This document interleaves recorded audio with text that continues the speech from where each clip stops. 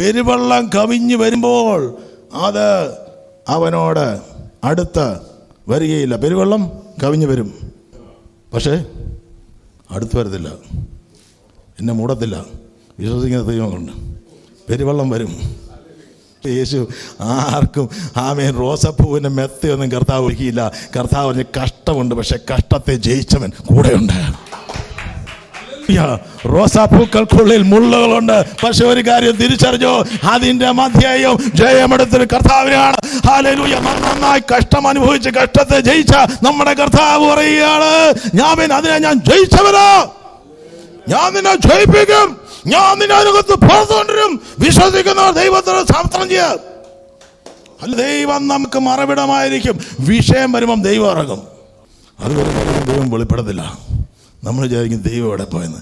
കാരണം എല്ലാവരും കൈവിടുമ്പോഴാണ് ദൈവത്തിൻ്റെ സാന്നിധ്യം ഇറങ്ങുന്നത്.